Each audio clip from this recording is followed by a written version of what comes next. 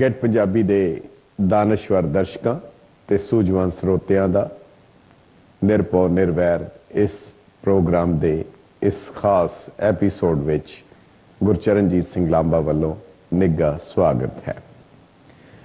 ਅੱਜ ਦਾ ਪ੍ਰੋਗਰਾਮ ਵਿਸ਼ੇਸ਼ ਇਸ ਕਰਕੇ ਹੈ ਕਿ ਅਸੀਂ ਇੱਕ ਬਹੁਤ ਹੀ ਗੰਭੀਰ ਕਾਨੂੰਨੀ ਮਸਲੇ ਦੇ ਉੱਤੇ ਤੁਹਾਡੇ ਨਾਲ ਗੱਲ ਕਰਨ ਜਾ ਰਹੇ ਹਾਂ ਔਰ ਤੁਸੀਂ ਇਸ ਦਾ ਪੂਰਾ ਫਾਇਦਾ ਉਠਾ ਸਕੋ ਕਿਉਂਕਿ ਇਹ ਆਪ ਸਭ ਨਾਲ ਇਸ ਦਾ ਸੰਬੰਧ ਹੈ। ਸੋ ਸਾਡੀ ਗੁਜ਼ਾਰਿਸ਼ ਹੈ ਕਿ ਤੁਸੀਂ ਇਸ ਨੂੰ ਧਿਆਨ ਨਾਲ ਔਰ ਪੂਰੀ ਤਵੱਜੋ ਦੇ ਕੇ ਗੰਭੀਰਤਾ ਦੇ ਨਾਲ ਇਸ ਪ੍ਰੋਗਰਾਮ ਨੂੰ ਵੇਖਣ ਦੀ ਸੁਣਨ ਦੀ ਕੋਸ਼ਿਸ਼ ਕਰਨੀ ਔਰ ਜੇ ਹੋ ਸਕੇ ਤਾਂ ਕਾਪੀ ਪੈਨਸਲ ਲੈ ਕੇ ਜੇ ਤੁਸੀਂ ਕੁਝ ਸਵਾਲ ਵੀ ਹੋਣ ਉਹ ਸਾਨੂੰ ਲਿਖਣੇ ਈਮੇਲ ਕਰ ਦੇਣੇ ਤਾਂ ਕਿ ਅਸੀਂ ਜਿਹੜੇ ਖਾਸ ਮਹਿਮਾਨ ਹਨ ਜੋ ਕਿ ਇਸ ਵਿਸ਼ੇ ਦੇ ਮਾਹਿਰ ਹਨ ਜਿਨ੍ਹਾਂ ਨੂੰ ਅਸੀਂ ਲਾਈਨ ਦੇ ਉੱਤੇ ਲਵਾਂਗੇ ਉਹ ਤੁਹਾਡੇ ਸਾਰੇ ਸਵਾਲਾਂ ਦੇ ਜਵਾਬ ਜੋ ਵੀ ਆਣਗੇ ਉਹ ਅਸੀਂ ਕੋਸ਼ਿਸ਼ ਕਰਕੇ ਫਿਰ ਕਿਸੇ ਖਾਸ ਪ੍ਰੋਗਰਾਮ ਵਿੱਚ ਉਹਨਾਂ ਦੇ ਜਵਾਬ ਵੀ ਆਪ ਨੂੰ ਦਵਾਵਾਂਗੇ।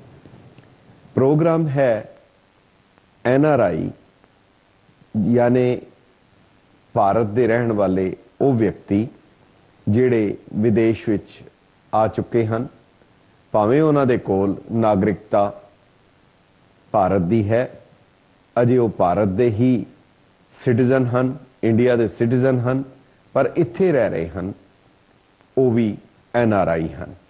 ਦੂਸਰੇ ਜਿਨ੍ਹਾਂ ਨੇ ਇੱਥੋਂ ਦੀ ਨਾਗਰਿਕਤਾ ਹਾਸਲ ਕਰ ਲਈ ਸਿਟੀਜ਼ਨਸ਼ਿਪ ਹਾਸਲ ਕਰ ਲਈ ਉਹ ਪਰਸਨਸ ਆਫ ਇੰਡੀਅਨ origin ਮੰਨਿਆ ਜਾਂਦਾ ਹੈ ਕਿਉਂਕਿ ਉਹਨਾਂ ਦਾ ਪਿਛੋਕੜ ਉਹਨਾਂ ਦੇ ਮਾਤਾ ਪਿਤਾ ਉਹਨਾਂ ਦਾ ਸੰਬੰਧ ਭਾਰਤ ਨਾਲ ਸੀ। ਉਹਨਾਂ ਨੂੰ PIO persons of Indian origin ਕਿਹਾ ਜਾਂਦਾ ਹੈ।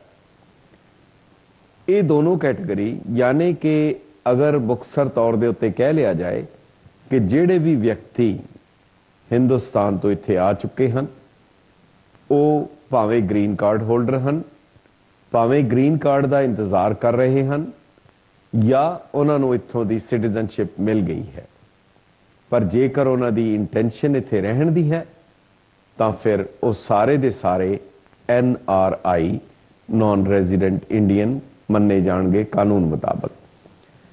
ਜਿਹੜੀ ਸਭ ਤੋਂ ਵੱਡੀ ਦਿੱਕਤ ਆ ਰਹੀ ਹੈ ਉਹ ਇਹ ਹੈ ਕਿ ਭਾਰਤ ਦੇ ਕਾਨੂੰਨ ਮੁਤਾਬਕ NRI ਭਾਰਤ ਦੇ ਵਿੱਚ ਕੋਈ ਵੀ ਖੇਤੀਬਾੜੀ ਯੋਗ ਜ਼ਮੀਨ ਜਿਹੜੀ ਹੈ ਜ਼ਰਾਇਤੀ ਜ਼ਮੀਨ ਜਾਂ ਐਗਰੀਕਲਚਰ ਲੈਂਡ ਉਹ ਨਹੀਂ ਖਰੀਦ ਸਕਦੇ ਉਹ ਨਹੀਂ ਐਕਵਾਇਰ ਕਰ ਸਕਦੇ ਉਹ ਗਿਫਟ ਨਹੀਂ ਲੈ ਸਕਦੇ ਜ਼ਮੀਨ ਨਹੀਂ ਖਰੀਦ ਸਕਦੇ। ਸੋ ਇਸ ਦੇ ਨਾਲ ਸੰਬੰਧਿਤ ਜਿਹੜੇ ਵੀ ਸਵਾਲ ਹਨ ਉਹ ਕਾਫੀ ਪੇਚੀਦਾ ਹਨ ਪਰ ਜੇਕਰ ਸਹੀ ਪਰਿਪੇਖ ਵਿੱਚ ਸਮਝ ਲਿਆ ਜਾਏ ਤਾਂ ਆਉਣ ਵਾਲੇ ਸਮੇਂ ਦੇ ਵਿੱਚ ਉਸ ਦਾ ਬੰਨ ਨੂੰ ਬੰਨਿਆ ਜਾ ਸਕਦਾ ਹੈ ਉਸ ਦੀ ਚਾਰਾਜੋਈ ਕੀਤੀ ਜਾ ਸਕਦੀ ਹੈ ਕਿਉਂਕਿ ਕਾਨੂੰਨ ਦੀ ਉਲੰਘਣਾ ਕਾਨੂੰਨ ਜਦੋਂ ਬਣ ਜਾਂਦਾ ਹੈ ਫਿਰ ਉਸ ਦੇ ਆਪਣੇ ਕਨਸੀਕੁਐਂਸਸ ਹਨ ਉਸ ਦੇ ਆਪਣੇ ਨਤਾਇਜ ਹਨ ਨਤੀਜੇ ਹਨ ਔਰ ਉਹਨਾਂ ਦੀ ਪਾਲਣਾ ਕਰਨੀ ਇੱਕ ਮਜਬੂਰੀ ਕਹਿ ਲਓ ਜਾਂ ਜ਼ਰੂਰੀ ਕਹਿ ਲਓ ਕਿ ਉਸ ਤੋਂ ਕਿਸੇ ਨੂੰ ਕੋਈ ਛੋਟ ਨਹੀਂ ਹੈ। ਸੋ ਸਾਡਾ ਫਰਜ਼ ਤੁਹਾਡੇ ਹਿੱਤ ਵਿੱਚ ਸਾਡੇ ਦਰਸ਼ਕਾਂ ਔਰ ਸਰੋਤਿਆਂ ਦੇ ਹਿੱਤ ਵਿੱਚ ਯਾਨੀ ਜਿਹੜੇ ਵੀ ਇੱਥੇ ਰਹਿ ਰਹੇ ਹਨ ਅਸੀਂ ਉਹਨਾਂ ਨੂੰ ਸਹੀ ਜਾਣਕਾਰੀ ਦਈਏ ਸਹੀ ਅਗਵਾਈ ਦਈਏ ਕਿ ਇਸ ਕਾਨੂੰਨ ਦੀ ਕੀ ਮਹੱਤਤਾ ਹੈ ਇਸ ਦੀ ਕੀ ਇੰਪੋਰਟੈਂਸ ਹੈ। ਦਰਅਸਲ ਜਦੋਂ ਬਾਹਰ ਆਂਦਾ ਹੈ ਪਿੰਡ ਨੂੰ ਛੱਡ ਕੇ ਪਿੰਡਾਂ ਦੀ ਜ਼ਮੀਨ ਉਹਨਾਂ ਕੋਲ ਪਹਿਲੇ ਦੀ ਹੁੰਦੀ ਹੈ ਔਰ ਹਮੇਸ਼ਾ ਕੋਸ਼ਿਸ਼ ਹੁੰਦੀ ਹੈ ਕਿਉਂਕਿ ਮਿੱਟੀ ਦਾ ਮੋਹ ਧਰਤੀ ਦਾ ਮੋਹ ਬਹੁਤ ਪ੍ਰਬਲ ਹੁੰਦਾ ਹੈ ਉਹ ਜ਼ਰੂਰ ਆਪਣੇ ਵੱਲ ਖਿੱਚਦਾ ਹੈ। ਧਰਤੀ ਦੀ ਵੈਸੇ ਤਾਂ ਆਪਣੀ ਪੂਰੀ ਗ੍ਰੈਵਿਟੇਸ਼ਨਲ ਫੋਰਸ ਹੈ ਹਰ ਉੱਤੇ ਜਾਂਦੀ ਚੀਜ਼ ਨੂੰ ਖਿੱਚ ਲੈਂਦੀ ਹੈ ਪਰ ਜਿਹੜੀ ਧਰਤੀ ਹੈ ਇਹ ਇਨਸਾਨਾਂ ਨੂੰ ਵੀ ਆਪਣੇ ਵੱਲ ਖਿੱਚਦੀ ਹੈ ਔਰ ਉਹ ਮੋਹ ਜਾਣਾ ਵੀ ਨਹੀਂ ਚਾਹੀਦਾ ਔਰ ਜਾਂਦਾ ਵੀ ਨਹੀਂ ਹੈ ਪਰ ਧਰਤੀ ਦੇ ਨਾਲੋਂ ਉਸ ਜ਼ਮੀਨ ਦੇ ਨਾਲੋਂ ਜੇਕਰ ਕਾਨੂੰਨੀ ਤੌਰ ਦੇ ਉੱਤੇ ਨਾਤਾ ਟੁੱਟ ਜਾਏ ਤਾਂ ਫਿਰ ਕਈ ਦਫਾ इस तरह भी महसूस होता है कि हुण उत्थे की करांगे। एक बहुत वड्डा सवाल है, पर इसका हल छोटा नहीं है, बहुत वड्डा है, क्योंकि ये कानून पंजाब सरकार का नहीं है, लोकल कानून नहीं है, स्थानक कानून नहीं है, ये भारत सरकार का बनाया होया कानून है कि कोई भी NRI अपने देश विच एग्रीकल्चर लैंड ना खरीद नहीं सकता, एक्वायर नहीं कर सकता। इस चीज़ के बारे श्रोमणी गुरुद्वारा प्रबंधक कमेटी के उस समय के प्रधान सरदार गुरचरण सिंह टोड़ा ने भारत सरकार को विशेष चिट्ठी लिखी और उन्होंने बेनती की कि ये जिहड़ी धारा है ये बहुत सख्त है और इसके नतीजे काफ़ी दूरगामी हैं, इस दे विच छोड़ देनी चाहिए है। भारत सरकार ने लिखती तौर के उत्ते ये मंग रद्द कर दी। हैरानी है, उस तो बाद तकरीबन 30 साल इस गल नूं हो गए हैं, साडे आगू राजनीतिक किसी भी धिर दे होण, किसी भी जथेबंदी दे होण, किसी भी पार्टी दे होण, बड़ियां NRI सभावां भी बणियां, कई महकमे बने, पर हैरानी की गल है इस सबजैक्ट के उत्ते, इस विषय के उत्ते इसका हल तो निकलना सी, किसी ने इस दे बारे जिक्र तक भी नहीं किया, इसका कोई जिक्र नहीं होया। हुण जेकर जिक्र भी नहीं होएगा उसका हल की होएगा? इसका मतलब साफ है कि वो जिहड़ी उलंघना है वो जारी रहेगी। ये चिंता का विषय है, इस बारे जरूर चाराजोई करके अपने आगुआं नूं और रिप्रजेंटेशन जदों पुछदी है सरकार या उत्थों जिहड़े आगू आके पुछदे हन कि तुहाड़ियां की दिक्कतां हन, गंभीरता दे नाल इस विषय नूं चुक्कण दी और गल करन दी लोड़ है, क्योंकि असी वतन नूं छड्ड नहीं सकते। इत्थे भी जिस वेले तुसी वेखोगे वो सिटीजनशिप दिंदे हन तां उसका लफज वरतते हन नैचुरलाइजेशन, यानी कि वो घुल मिल गया है इत्थों दी नेचर नाल, नैचुरलाइज हो गया है इस वातावरण दे विच, उसने अपने आप को घुल मिल के रह रहा है। पर वो ये कदी भी नहीं चाहते कि जिहड़ा साडा पुराना कल्चर है, क्योंकि एक इत्थे दी खासियत है खास करके अमेरिका दी, एक कोलाज की तरह बनाते हैं बंदे दी अपने पिछोकड़, उसकी आइडेंटिटी, उसकी हस्ती, उसनों कदी भी समाप्त करने की इन्हां दी कदी इच्छा या ख्वाहिश नहीं हुंदी। इत्थे दे नियमां मुताबक असी अपनी होंद बरकरार रख सकते हाँ। सो अगर जे कोई कमी है, जे कोई अवेसलापन है, तो उसका दोष साडे अपने ते ही होएगा। सानू खुद इसलिए चेतन होने की लोड़ है और इस विषय को पूरी गंभीरता नाल लैण की लोड़ है। हर किसी की इच्छा होंदी है कि मैं अपना समा जरूर वतन दे विच जावां। अकबर अलाहाबादी जज सी, उसने एक बहुत सुंदर टूक दी, कहन लगे कि अंग्रेज़ आम तौर के उत्ते सारी दुनिया विच उन्होंने हुकूमत की। दुनिया का कोई ऐसा मुल्क नहीं, कोई ऐसा खिता नहीं जिस विच उन्होंने राज नहीं किया, पर एक खासियत है कि वो रिटायर होने तो बाद, पेंशन लैण तो बाद वो मुड़ अपने वतन परत जाते सन। कहन लगे, मैं एक फरंगी नूं राय दी कि हुण तू पेंशन लैके इत्थे ही वस जा, इत्थे ही रह जा। तो वो अकबर अलाहाबादी कहते हैं, फिरंगी से कहा पेंशन भी लेकर अब यहीं बस रहिए, कहा जीने को आए हैं यहाँ, मरने के लिए नहीं। सो उन्होंने अपनी धरती तो दूर जाना प्रवान नहीं सी, उसकी प्रवानगी नहीं सी। बहुत पहले स्कूल दे विच कुछ सतरां पढ़ियां सी, बचपन दे विच शायद पहली जमात विच वो हाले तक नहीं भुलदियां, वो गूंजदियां हन। एक चिड़िया के बच्चे चार, घर से निकले पंख पसार, पूर्व से पश्चिम को आए, उत्तर से दक्षिण को दाए, घूम घाम जब घर को आए, माता को यो वचन सुनाए, देख लिया हमने जग सारा, अपना घर है सबसे प्यारा। ਅੱਜ ਅਸੀਂ ਤੁਹਾਨੂੰ ਉਸ ਘਰ ਦੀ, ਆਪਣੇ ਘਰ ਦੀ, ਉਸ ਹੱਕ ਦੀ ਤੁਹਾਡੇ ਨਾਲ ਬਹੁਤ ਵਿਸਥਾਰ ਸਹਿਤ ਗੱਲ ਕਰਾਂਗੇ।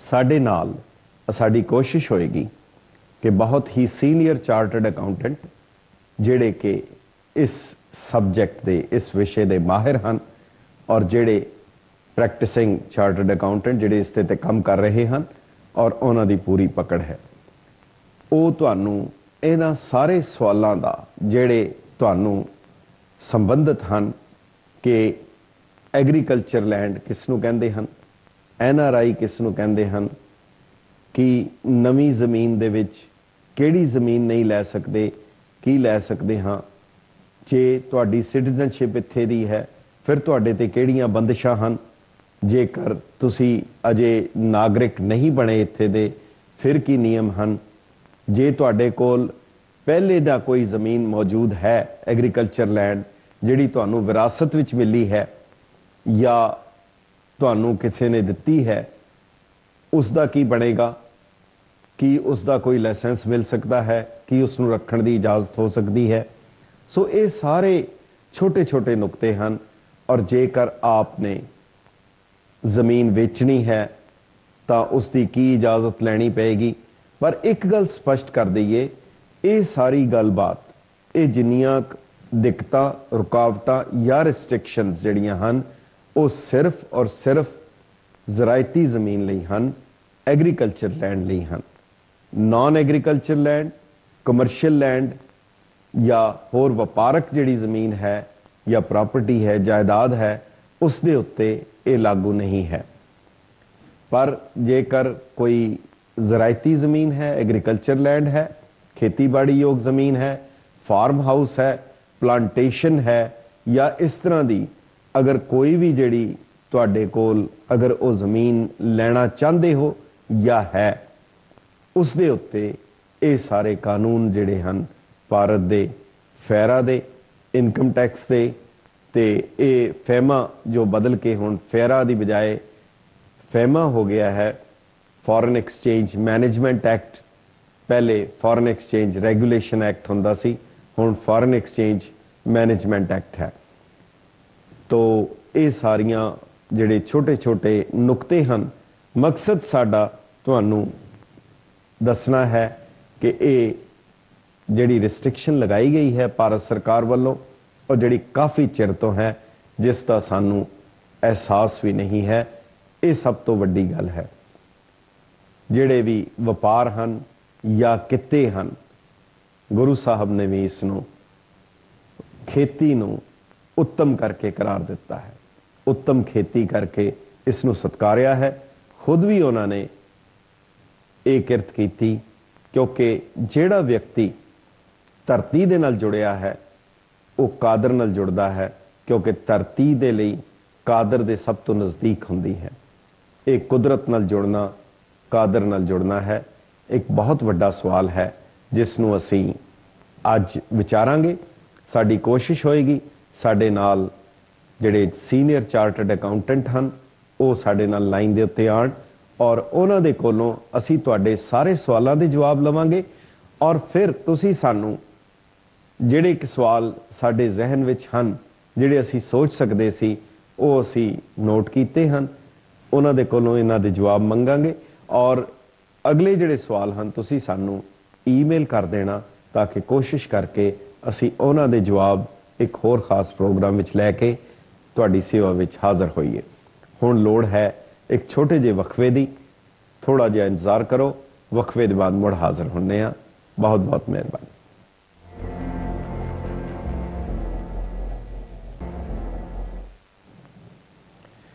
ਗੈਟ ਪੰਜਾਬੀ ਦੇ ਦਾਨਿਸ਼ਵਰ ਦਰਸ਼ਕਾਂ ਤੇ ਸੂਝਵਾਨ ਸਰੋਤਿਆਂ ਦਾ ਵਕਫੇ ਦੇ ਬਾਅਦ ਮੁੜ ਨਿੱਘਾ ਸਵਾਗਤ ਹੈ। ਜਿਵੇਂ ਅਸੀਂ ਤੁਹਾਡੇ ਨਾਲ ਜ਼ਿਕਰ ਕਰ ਰਹੇ ਸੀ ਕਿ ਇੱਥੇ ਵਸਦੇ ਭਾਰਤ ਤੋਂ ਬਾਹਰ ਆਏ ਹੋਏ ਉਹ ਨਾਨ ਰੈਜ਼ੀਡੈਂਟ ਇੰਡੀਅਨਸ ਭਾਵੇਂ ਉਹ ਇੱਥੋਂ ਦੇ ਨਾਗਰਿਕ ਹਨ ਜਾਂ ਨਹੀਂ ਹਨ, ਭਾਵੇਂ ਉਹ ਗ੍ਰੀਨ ਕਾਰਡ ਦੇ ਉੱਤੇ ਆਏ ਹਨ ਜਾਂ ਉਹਨਾਂ ਨੇ ਇੱਥੋਂ ਦੀ ਸਿਟੀਜ਼ਨਸ਼ਿਪ ਲਈ ਹੈ, ਪਰ ਅਗਰ ਉਹ ਇੱਥੇ ਰਹਿ ਰਹੇ ਹਨ ਉਹਨਾਂ ਦੇ ਉੱਤੇ ਜਿਹੜੀ ਇਹ ਪਾਬੰਦੀ ਹੈ ਕਿ ਉਹ ਜ਼ਰਾਇਤੀ ਜ਼ਮੀਨ ਨਹੀਂ ਖਰੀਦ ਸਕਦੇ, ਐਗਰੀਕਲਚਰ ਲੈਂਡ ਨਹੀਂ ਲੈ ਸਕਦੇ। ਸਾਨੂੰ ਪ੍ਰਸੰਨਤਾ ਹੈ ਕਿ ਸਾਡੇ ਨਾਲ ਲਾਈਨ ਤੇ ਜੁੜ ਚੁੱਕੇ ਹਨ ਕਾਫੀ ਸੀਨੀਅਰ ਚਾਰਟਰਡ ਅਕਾਊਂਟੈਂਟ ਹਨ ਜਲੰਧਰ ਤੋਂ, ਸ਼੍ਰੀ ਸੰਦੀਪ ਵਿਜ, ਔਰ ਜਿਹੜੇ ਸਾਡੇ ਨਾਲ ਲਾਈਨ ਤੇ ਹਨ ਔਰ ਉਹ ਤੁਹਾਨੂੰ ਸਾਡੇ ਸਵਾਲਾਂ ਦੇ ਜਵਾਬ ਜਿਹੜੇ ਹਨ ਉਹਨਾਂ ਦੇ ਰਾਹੀਂ ਤੁਹਾਨੂੰ ਦਿਵਾਉਣ ਦੀ ਕੋਸ਼ਿਸ਼ ਕਰਾਂਗੇ। ਹੁਣ ਸੰਦੀਪ ਜੀ ਤੁਹਾਡੇ ਰੂਬਰੂ ਹੋਣਗੇ। ਸੰਦੀਪ ਜੀ, ਤੁਹਾਡਾ ਗੈਟ ਪੰਜਾਬੀ ਦੇ ਵਿੱਚ ਆਪਣਾ ਸਮਾਂ ਕੱਢਣ ਲਈ ਬਹੁਤ ਬਹੁਤ ਧੰਨਵਾਦ ਔਰ ਤੁਹਾਨੂੰ ਜੀ ਆਇਆਂ ਨੂੰ ਵੈਲਕਮ ਟੂ ਦਾ ਜਿਹੜੇ ਦਰਸ਼ਕ ਹਨ ਔਰ ਸਰੋਤੇ ਹਨ ਗੈਟ ਪੰਜਾਬੀ ਦੇ। You are most welcome on this programme. Thank you so much Lamba Sahib ji. Sandeep ਜੀ, ਅਸੀਂ ਤੁਹਾਡੇ ਕੋਲੋਂ ਜਾਣਨਾ ਚਾਹਾਂਗੇ ਕੁਝ ਜਿਹੜੇ ਇੱਥੇ ਲੋਕ ਰਹਿ ਰਹੇ ਹਨ ਉਹਨਾਂ ਦੀਆਂ ਗਾਈਡੈਂਸ ਲਈ, ਤਾਂ ਕਿ ਉਹ ਹਿੰਦੁਸਤਾਨ ਦੇ ਕਾਨੂੰਨ ਦੀ ਪਾਲਣਾ ਜ਼ਰੂਰ ਕਰਨ, ਕਿਉਂਕਿ ਇੱਥੇ ਕਾਨੂੰਨ ਆਪਣੀ ਪਾਲਣਾ ਖੁਦ ਕਰਵਾ ਲੈਂਦਾ ਹੈ ਔਰ ਸਰਕਾਰ ਵੱਲੋਂ ਵੀ ਇਤਨਾ ਕੁਝ ਉਹਨਾਂ ਨੂੰ ਮਟੀਰੀਅਲ ਮਿਲ ਜਾਂਦਾ ਹੈ ਕਿ ਉਸ ਦੀ ਗੁੰਜਾਇਸ਼ ਨਹੀਂ ਰਹਿ ਜਾਂਦੀ ਕਿ ਉਹ ਕਿਸੇ ਚੀਜ਼ ਦੀ ਵੀ ਉਲੰਘਣਾ ਜਾਂ ਵਾਇਲੇਸ਼ਨ ਕਰਨ। ਪਰ ਭਾਰਤ ਦਾ ਕਾਨੂੰਨ ਚੋਕੇ ਆਪਣੇ ਆਪ ਹੀ ਲੱਭਣਾ ਪੈਂਦਾ ਔਰ ਖੁਦ ਉਸ ਨੂੰ ਲਾਗੂ ਕਰਨਾ ਪੈਂਦਾ। ਸੋ ਉਹ ਦੇਖ ਰਹੇ ਹਾਂ ਕਿ ਇਹ ਇੱਕ ਬੜੀ ਸਖਤ ਸ਼ਰਤ ਹੈ ਐਗਰੀਕਲਚਰ ਲੈਂਡ ਬਾਰੇ, NRIs ਬਾਰੇ। ਸੋ ਸਾਨੂੰ ਤੁਸੀਂ ਜਿਹੜੇ ਸਾਡੇ ਛੋਟੇ ਛੋਟੇ ਸਵਾਲ ਹੈ ਮੁਕਤਸਰ ਤੌਰ ਦੇ ਉੱਤੇ, NRI ਕੌਣ ਹੈ ਤੇ ਕੀ ਉਹ ਐਗਰੀਕਲਚਰ ਲੈਂਡ ਲੈ ਸਕਦਾ ਹੈ ਤੇ ਐਗਰੀਕਲਚਰ ਲੈਂਡ ਕਿਸ ਨੂੰ ਕਹਿੰਦੇ ਹਨ? ਇਹ ਸਾਡਾ ਇੱਕ ਛੋਟਾ ਜਿਹਾ ਸਵਾਲ ਹੈ, ਜੇ ਤੁਸੀਂ ਸਾਡੇ ਦਰਸ਼ਕਾਂ ਨੂੰ ਦੱਸ ਸਕੋ। हाँ जी लामा साहब, ਤੁਹਾਡੀ ਸ਼ੁਰੂਆਤ ਬਿਲਕੁਲ ਸਹੀ ਹੈ ਕਿ ਪਰ ਸਭ ਤੋਂ ਪਹਿਲਾਂ ਇਹ ਜਾਣਨਾ ਜ਼ਰੂਰੀ ਹੈ ਕਿ ਨਾਨ ਰੈਜ਼ੀਡੈਂਟ ਕੌਣ ਹੈ ਤੇ ਐਗਰੀਕਲਚਰ ਲੈਂਡ ਦਾ ਕੀ ਮਤਲਬ ਹੈ ਜੀ ਫੇਮਾ ਵਿੱਚ। ਜੀ तो नॉन रेजिडेंट की डेफिनेशन जो दी गई है जी, क्योंकि एक्ट इंग्लिश ਵਿੱਚ ਹੈ तो कितने कितने मैं वो स्पेसिफिक वर्ड्स यूज कर रहा हूं। ਤੁਸੀਂ ਜੋ ਮਰਜ਼ੀ ਬੋਲੋ, ਸਭ ਸਮਝਦੇ ਆ, ਕੋਈ ਦਿੱਕਤ ਨਹੀਂ। ਹਾਂਜੀ, ਤੁਸੀਂ ਆਪਣੇ ਕੰਫਰਟੇਬਲੀ ਜਿਹੜਾ ਸਮਝ ਆ ਜਾਏ ਸਮਝਾ ਸਕੋ ਜੀ। हाँ जी, नॉन रेजिडेंट की डेफिनेशन थोड़ा लंबा तरीका समझने का, बट वो डेफिनेशन है person resident outside India who is either a citizen of India or a person of Indian origin. भी वो आदमी जरा इंडिया तो बाहर रह रहे हैं, या वो सिटीजन है या वो PIO है जी। ते अगली डेफिनेशन आ जाती है जी, अगला पर्पज है साडा यह जानने का कि पर्सन रेजिडेंट आउटसाइड इंडिया कौन है। इसलिए एक रिवर्स डेफिनेशन दी गई है जी, जो आदमी इंडिया में नहीं रह रहा वो इंडिया तो बाहर है जी। तो डेफिनेशन मेन जो डेफिनेशन है जी वो है इंडिया में जो रह रहा वो की डेफिनेशन है। हाँ जी, उन्होंने सिंपल रखा हुआ है जी कि जो इंडिया में 182 दिन रह रहा है, पर दो उन्होंने कैटेगरी बना के इन्होंने तो इस तो बाहर काटती है जी। एक जेड़ा आदमी इंडिया तो बाहर गया हुआ है और वो उससे एम्प्लॉयमेंट ले गया है या बिजनेस करने ले गया है जी, या कोई ऐसे पर्पज ले गया है जिस तो यह लगे कि वो इंडिया तो बाहर रहना चाहता है अनसर्टन पीरियड में जी जी। तो दूसरी कैटेगरी उन्होंने जो बनाई है वो है कि एक आदमी जो बाहर रह रहे हैं और इंडिया में आता है पर वो ना एम्प्लॉयमेंट ले आया है जी, ना वो बिजनेस ले आया है और कोई ऐसे पर्पज ले नहीं आया जिस तरह लगे कि वो इंडिया में अनसर्टन पीरियड नहीं रहना चाहता है। ठीक है, तो इसमें अगर उल्टा ही कर देते आ जाए, जो आदमी इंडिया तो बाहर एम्प्लॉयमेंट ले गया है या बिजनेस ले गया है या कोई और ऐसे पर्पज ले गया है जी, जिस तो ये लगे कि वो इंडिया में नहीं आना चाहता, वो नॉन रेजिडेंट बन जाएगा। ठीक है, ठीक है। ये बहुत मेरा ख्याल है तुसी काफी स्पष्ट कर देता है कि उहदे सिटीजनशिप का कोई मतलब नहीं है। अगर कोई व्यक्ति सिटीजनशिप का कोई मतलब नहीं, अगर हिंदुस्तान तो जी जी, अगर हिंदुस्तान तो बाहर इत्थे रह रहा है और किसी भी किते लई, किसी काम लई, किसी प्रोफैशन लई, बिजनेस लई या अपने किसी होर व्यापार लई, वो नॉन रेजिडेंट है। ठीक है जी, बिल्कुल जी, बिल्कुल। अच्छा, ये जिहड़ी रिस्ट्रिक्शन है जी, हाँ जी, ये जिहड़ी रिस्ट्रिक्शन है ये जिहड़ा है एग्रीकल्चर लैंड तक ही सीमित है या इहदे विच होर भी कुछ चीज़ां शामिल कीतियां गईयां? बिल्कुल ठीक पूछे अलावा साहब, एग्रीकल्चर लैंड विच प्लांटेशन भी आ जाती है, जिस तरह से बाग आ गए, हाँ जी, फार्म हाउस भी आ जाता है। अच्छा ਤੇ ठीक, ਜੋ ਅਸੀਂ ਐਗਰੀਕਲਚਰ ਲੈਂਡ ਲਈ ਡਿਸਕਸ ਕਰ ਰਹੇ ਹਾਂ ਉਹ ਨਾ ਕਿ ਖੇਤ ਬਟ ਕਿ ਪਲਾਂਟੇਸ਼ਨ ਜਾਂ ਬਾਗ ਜਾਂ ਫਾਰਮ ਹਾਊਸ ਤੇ ਵੀ ਅਪਲਾਈ ਕਰੇਗਾ। ਅੱਛਾ ਅੱਛਾ ਅੱਛਾ ਠੀਕ ਹੈ ਜੀ, ਮਤਲਬ ਕਾਫੀ ਵਾਈਡਰ ਇਹਨਾਂ ਨੇ ਇਸ ਦੀ ਜਿਹੜੀ ਡੈਫੀਨੇਸ਼ਨ ਦੇ ਦਿੱਤੀ ਹੈਗੀ ਹੈ। ਸੋ ਕੀ ਐਗਰੀਕਲਚਰ ਲੈਂਡ ਦਾ, ਐਗਰੀਕਲਚਰ ਲੈਂਡ ਦਾ ਕੀ ਮਤਲਬ ਹੈ ਉਹਨਾਂ ਨੇ ਡਿਫਾਈਨ ਨਹੀਂ ਕੀਤਾ ਹੋਇਆ। ਸੋ ਇਸ ਦਾ ਜਨਰਲ ਲੈਂਗੁਏਜ ਵਿੱਚ ਮਤਲਬ ਹੈ ਕਿ ਜੋ ਵੀ ਜਿਸ ਜ਼ਮੀਨ ਤੇ ਵੀ ਖੇਤੀ ਹੋ ਰਹੀ ਹੋ, ਉਹ ਬੇਸ਼ੱਕ ਸ਼ਹਿਰ ਵਿੱਚ ਹੀ ਹੋਏ, ਅੱਛਾ ਮਿਊਨਿਸਪਲ ਲਿਮਿਟ ਦੇ ਵਿੱਚ ਵੀ ਹੋਏ, ਤਦ ਵੀ ਉਹ ਐਗਰੀਕਲਚਰ ਲੈਂਡ ਹੀ ਹੈ ਜੀ। It has to be treated agricultural and not non agricultural. ਠੀਕ ਹੈ, ਤੇ ਕੀ NRI ਐਗਰੀਕਲਚਰ ਲੈਂਡ ਜਾਂ ਪਲਾਂਟੇਸ਼ਨ ਜਾਂ ਬਾਗ ਜਾਂ ਖਰੀਦ ਸਕਦਾ ਹੈ ਕਿ ਨਹੀਂ ਖਰੀਦ ਸਕਦਾ? ਵੈਸੇ ਜੋ ਲਾਅ ਦੀ ਪ੍ਰੋਵੀਜ਼ਨ ਹੈ ਕਿ ਜੀ ਇਹ ਦੀ approval is given on case to case basis ਜੀ। ਅਪਲਾਈ ਕਰਨ ਤੇ ਇੱਕ NRI ਤੇ EIO ਨੂੰ ਪਰਮਿਸ਼ਨ ਦਿੱਤੀ ਜਾ ਸਕਦੀ ਹੈ, ਬਟ ਉਹ ਨਾ ਦੇ ਬਰਾਬਰ ਹੀ ਹੈ ਜੀ। ਉਹ ਕਿਹੜੀ ਕੰਡੀਸ਼ਨ ਹੈ ਜਿਹਦੇ ਵਿੱਚ ਮਿਲਦੀ ਹੈ? ਮਿਲਦੀ ਹੈ ਜੀ ਜੀ, ਬੜੀ ਮੁਸ਼ਕਿਲ ਤੋਂ ਇਹ ਪਰ ਦਿੱਤੀ ਜਾਂਦੀ ਹੈ। ਜੋ ਆਦਮੀ ਇੰਡੀਆ ਵਿੱਚ ਜਾ ਕੇ ਦੁਬਾਰਾ ਸੈਟਲ ਹੋਣਾ ਚਾਹੁੰਦਾ ਹੈ, ਉਹਦੀ ਇੰਟੈਂਸ਼ਨ ਦੇਖਦੇ ਹੋਏ RBI ਦਿੰਦੀ ਹੈ ਜੀ, ਬਟ ਇਹ ਲੈਣਾ, ਪਰਮਿਸ਼ਨ ਲੈਣਾ ਬਹੁਤ ਮੁਸ਼ਕਿਲ ਹੈ। ਠੀਕ ਹੈ, ਇਹਦਾ ਮਤਲਬ ਅਗਰ ਕੋਈ ਵਿਅਕਤੀ ਇੱਥੇ ਦਾ NRI ਹੁੰਦਿਆਂ ਹੋਇਆਂ ਹਿੰਦੁਸਤਾਨ ਵਿੱਚ ਸੈਟਲ ਨਹੀਂ ਹੋਣਾ ਚਾਹੁੰਦਾ ਤੇ ਉਸ ਨੂੰ ਉਹ ਇਜਾਜ਼ਤ ਨਹੀਂ ਮਿਲੇਗੀ? ਨਹੀਂ ਮਿਲੇਗੀ? ਨਹੀਂ ਉਹ ਨਹੀਂ ਲੈ ਸਕਦਾ। ਬਿਲਕੁਲ ਬਿਲਕੁਲ ਠੀਕ ਹੈ ਲਬਾ। ਠੀਕ ਹੈ, ਤੇ ਇਹ ਦੱਸੋ ਕਿ ਹੁਣ ਇਸ ਦੇ ਵਿੱਚ ਇਹ ਚੀਜ਼ ਆ ਗਈ ਕਿ ਅਗਰ ਕਿਸੇ ਨੂੰ ਇਨਹੈਰੀਟੈਂਸ ਵਿੱਚ, ਵਿਰਾਸਤ ਵਿੱਚ ਉਹਦੇ ਬਜ਼ੁਰਗਾਂ ਤੋਂ ਅਗਰ ਕੋਈ ਜ਼ਮੀਨ ਮਿਲੀ ਹੈ, ਉਹ ਰੱਖ ਸਕਦਾ? ਹਾਂਜੀ। ਉਹਦੇ ਲਈ ਕੋਈ ਲਾਇਸੈਂਸ ਚਾਹੀਦਾ? ਨਹੀਂ, ਲਾਇਸੈਂਸ ਦੀ ਕੋਈ ਲੋੜ ਨਹੀਂ ਹੋਏਗੀ ਜੀ। ਜੋ NRI ਹੈ, PIO ਅਗਰ ਕੋਈ ਇਨਹੈਰਿਟ ਕਰਦਾ ਪ੍ਰਾਪਰਟੀ ਆਪਣੇ ਬਜ਼ੁਰਗਾਂ ਤੋਂ, ਉਹਨਾਂ ਨੂੰ ਕੋਈ ਪਰਮਿਸ਼ਨ ਦੀ ਲੋੜ ਨਹੀਂ। ਠੀਕ ਹੈ, ਤੇ ਅੱਛਾ ਇਹ ਜਿਹੜੀ ਰਿਸਟ੍ਰਿਕਸ਼ਨ, ਜਿਸ ਤਰ੍ਹਾਂ ਹੁਣ ਇੱਕ ਚੀਜ਼ ਤਾਂ ਇਸ ਤੋਂ ਜ਼ਾਹਿਰ ਹੋ ਰਹੀ ਹੈ ਕਿ ਕੋਈ ਵੀ ਪੰਜਾਬੀ ਜਿਵੇਂ ਪੰਜਾਬ ਦੇ ਵਿੱਚ ਹੁਣ ਜ਼ਮੀਨ ਨਹੀਂ ਲੈ ਸਕਦਾ, ਕਾਨੂੰਨੀ ਰਿਸਟ੍ਰਿਕਸ਼ਨ ਹੈ ਅਗਰ ਉਹਦੀ ਇੰਟੈਂਸ਼ਨ ਪੰਜਾਬ ਪਰਮਾਨੈਂਟਲੀ ਸੈਟਲ ਹੋਣ ਦੀ ਨਹੀਂ ਹੈ। ਤੇ ਵੈਸੇ ਕੋਈ ਨੇਬਰਿੰਗ ਸਟੇਟਸ ਦੇ ਵਿੱਚ ਵੀ ਕੋਈ ਰਿਸਟ੍ਰਿਕਸ਼ਨ ਹੈ ਐਗਰੀਕਲਚਰ ਲੈਂਡ ਖਰੀਦਣ ਦੀ? ਅਗਰ ਪੰਜਾਬ ਦੇ ਵਿੱਚ ਹੀ ਰਹਿਣ ਵਾਲਾ ਵਾਸੀ ਹੈ ਪੰਜਾਬੀ, ਨੇਬਰਿੰਗ ਸਟੇਟਸ ਵਿੱਚ ਕੋਈ ਜ਼ਮੀਨ ਖਰੀਦਣਾ ਚਾਹੁੰਦਾ ਹੈ? ਜੋ ਲਾਅ ਹੈ ਨਾ ਜੀ, ਉਹ ਸਾਰੇ ਇੰਡੀਆ ਤੇ ਹੀ ਅਪਲਾਈ ਕਰਦਾ ਹੈ। नॉन रेजिडेंट और NRI जो है या PIO है, इंडिया ਵਿੱਚ ਕੋਈ ਵੀ ਐਗਰੀਕਲਚਰ ਲੈਂਡ ਨਹੀਂ ਖਰੀਦ ਸਕਦਾ ਕਿਸੇ ਵੀ ਸਟੇਟ ਵਿੱਚ। ਜੀ ਜੀ, ਨਹੀਂ ਮੈਂ NRI ਦੀ ਨਹੀਂ ਕਹਿ ਰਿਹਾ। ਅਗਰ ਜੀ ਮੈਂ ਇਹ ਕਹਿ ਰਿਹਾ ਅਗਰ ਰੈਜ਼ੀਡੈਂਟ ਇੰਡੀਅਨ ਹੈ, ਉਹ ਨੇਬਰਿੰਗ ਸਟੇਟਸ ਵਿੱਚ ਪੰਜਾਬੀ, ਰੈਜ਼ੀਡੈਂਟ ਪੰਜਾਬੀ, ਉਹ ਨੇਬਰਿੰਗ ਸਟੇਟਸ ਵਿੱਚ ਖਰੀਦ ਸਕਦਾ ਹੈ? ਹਾਂਜੀ, ਦੋ ਸਟੇਟਸ ਵਿੱਚ ਥੋੜੀ ਜਿਹੀ ਮੁਸ਼ਕਿਲ ਹੈ ਜੀ। ਇੱਕ ਹੈ ਹਿਮਾਚਲ ਤੇ ਇੱਕ ਹੈ ਜੰਮੂ ਐਂਡ ਕਸ਼ਮੀਰ, ਬਾਕੀ ਕੋਈ ਰਿਸਟ੍ਰਿਕਸ਼ਨ ਨਹੀਂ ਹੈ ਜੀ। ਠੀਕ ਹੈ, ਤੇ ਸੰਦੀਪ ਜੀ ਇੱਕ ਚੀਜ਼ ਇਹ ਦੱਸੋ ਕਿ ਜੇਕਰ ਕਿਸੇ ਦੇ ਕੋਲ ਇਨਹੈਰਿਟਡ ਪ੍ਰਾਪਰਟੀ ਹੈ, ਜਿਸ ਨੂੰ ਵਿਰਾਸਤ ਵਿੱਚ ਮਿਲੀ ਹੋਈ ਹੈ, ਪਰ ਉਹ ਬੰਦਾ NRI ਹੈ, ਹੁਣ ਉਹ ਜ਼ਮੀਨ ਕੀ ਕਿਸੇ ਨੂੰ ਗਿਫਟ ਕਰ ਸਕਦਾ ਹੈ ਤੇ ਕਿਸ ਨੂੰ ਕਰ ਸਕਦਾ ਹੈ?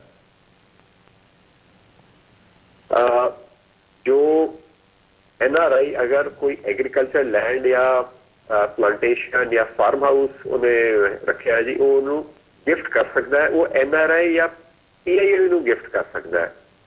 ਕਿਹਨੂੰ ਕਰ ਸਕਦਾ ਹੈ? ਉਹ ਸੌਰੀ, ਜੋ NRI और PIO जिसमें कोल एग्रीकल्चर लैंड है जी, वो गिफ्ट कर सकता है only to a person who is resident in India and who is a citizen of India.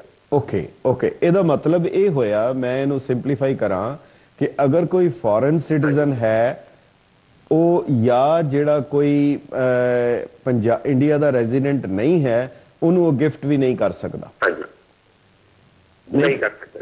ਠੀਕ ਹੈ, ਇੱਕ ਹੋਰ ਦੱਸੋ ਸੰਦੀਪ ਜੀ ਕਿ ਜੇਕਰ ਕਿਸੇ ਨੇ, ਕਿਉਂਕਿ ਇਹ ਤੁਸੀਂ ਜਿਹੜੀ ਬੜੀ ਸਕੇਰੀ ਜੀ ਕੰਡੀਸ਼ਨ ਦੱਸੀ ਹੈ ਕਿ ਕੋਈ ਵੀ ਨਾਨ ਰੈਜ਼ੀਡੈਂਟ ਜ਼ਮੀਨ ਨਹੀਂ ਖਰੀਦ ਸਕਦਾ ਐਗਰੀਕਲਚਰ ਲੈਂਡ, ਤੇ ਅਗਰ ਕਿਸੇ ਨੇ ਖਰੀਦ ਲਈ ਹੈ, ਕਿਉਂਕਿ ਡਿਪਾਰਟਮੈਂਟ ਮਹਿਕਮਾ ਕੁਝ ਨਹੀਂ ਪੁੱਛਦਾ, ਜਿਹੜਾ ਮਰਜ਼ੀ ਆ ਜਾਏ, ਜੋ ਮਰਜ਼ੀ ਲੈ ਜਾਓ, ਸਭ ਖੁੱਲੇ ਹੈ, ਅਗਰ ਵਾਇਲੇਸ਼ਨ ਹੋ ਰਹੀ ਹੈ, ਤੇ ਕੀ ਉਸ ਵਿਅਕਤੀ ਨੂੰ ਇਸ ਦੀ ਕੋਈ ਛੋਟ ਨਹੀਂ ਮਿਲੇਗੀ ਕਿ ਮੈਂ ਤਾਂ ਸਰਕਾਰ ਦੇ ਕੋਲੋਂ ਰਜਿਸਟਰੀ ਕਰਾਈ ਹੈ, ਰਜਿਸਟਰਾਰ ਕੋਲ ਗਿਆ, ਸਾਰੇ ਮਹਿਕਮੇ 'ਚ ਟੈਕਸ ਦਿੱਤਾ ਹੈ, ਸਟੈਂਪ ਡਿਊਟੀ ਦਿੱਤੀ ਹੈ, ਮੈਂ ਕੋਈ ਚੋਰੀ ਨਹੀਂ ਕੀਤੀ, ਉਸ ਨੂੰ ਇਸ ਗੱਲ ਦਾ ਕੋਈ ਕ੍ਰੈਡਿਟ ਜਾਂ ਉਸ ਨੂੰ ਛੋਟ ਮਿਲੇਗੀ? ਨਹੀਂ ਜੀ, ਕੋਈ ਨਹੀਂ ਮਿਲੇਗੀ। ਬਹੁਤ ਜ਼ਰੂਰੀ ਹੈ ਕਿ ਜੋ ਲਾਅ ਮੇਕਰਸ ਹੈ ਉਹਨਾਂ ਨੂੰ ਅਪਰੋਚ ਕਰਕੇ ਇੱਕ स्कीम कोई लियाई जाए जिसको सारी जो पुरानी लैंड होल्डिंग्स है, एग्रीकल्चर लैंड होल्डिंग्स है बाय नॉन रेजिडेंट जी जी रेगुलराइज किया जाए। जी जी जो एग्जिस्टिंग लॉ विच है जी उसको कोई उन्होंने बेनिफिट नहीं मिलेगा। अगर आदमी कहे कि जी मैं इससे रजिस्ट्री से भी खर्चा किया, सरकार का टैक्स दिता है तो मैंने रेगुलराइज कर दो, वो पॉसिबल नहीं है जी।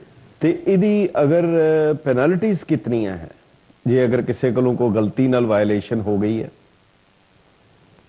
पेनल्टी जा सकती है जी, जिन्ने की ट्रांजैक्शन है उसको 3 गुना तक जा सकती है। ठीक है, मतलब काफी हार्श है।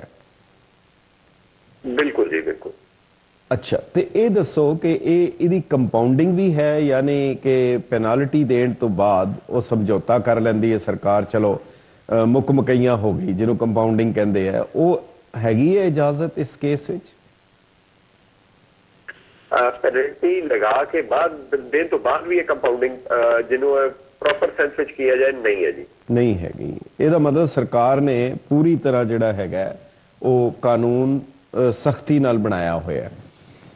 ਤੇ ਇਹ ਦੱਸੋ ਕਿ ਜੇ ਕਿਸੇ ਨੇ ਅਗਰ ਅਸੀਂ ਹੁਣ ਇਸ ਨੂੰ ਛੱਡ ਜਿਹੜੀ ਉਸਦੇ ਕੋਲ ਕਾਨੂੰਨੀ ਤਰੀਕੇ ਦੇ ਨਾਲ ਅਗਰ ਕੋਈ ਐਗਰੀਕਲਚਰ ਲੈਂਡ ਸੀ, ਇੱਥੇ ਦਾ ਸਿਟੀਜ਼ਨ ਹੈ ਜਾਂ ਇੱਥੇ ਦਾ ਰੈਜ਼ੀਡੈਂਟ ਹੈ, ਮੰਨ ਲਓ ਉਸ ਨੂੰ ਵਿਰਾਸਤ ਵਿੱਚ ਮਿਲੀ ਸੀ, ਹੁਣ ਉਹ ਵੇਚ ਦਿੰਦਾ ਹੈ ਤੇ ਉਹ ਵੇਚ ਕੇ ਉਸ ਦੀ ਜਿਹੜੀ ਪ੍ਰੋਸੀਡਸ ਹੈ ਉਹ ਕੀ ਇੱਥੇ ਰੀਪੈਟਰੀਏਟ ਕਰ ਸਕਦਾ ਹੈ? ਉਹ ਪੈਸਾ ਇੱਥੇ ਫੋਰਨ ਕਰੰਸੀ ਵਿੱਚ ਲਿਆ ਸਕਦਾ ਹੈ, ਔਰ ਕਿੰਨਾ ਲਿਆ ਸਕਦਾ ਹੈ? बिल्कुल सही सवाल। मतलब अगर कोई विरासत में जमीन मिली है तो जमीन इंडियन रेजिडेंट इंडियन सिटीजन को बेच के जी वो पैसा रिमिट कर सकता है बाहर जी, और वो रिमिटेंस की लिमिट रखी हुई है जी $1 मिलियन पर ईयर। ठीक है।